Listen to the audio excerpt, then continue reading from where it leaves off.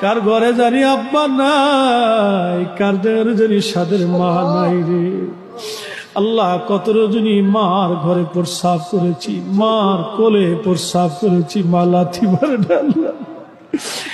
এই বুকের মধ্যে জড়িয়ে ধরে মা বার চুমা খাইয়া আদর করে কলিজার ভিতরে লুকিয়ে রাখছে মা জননী।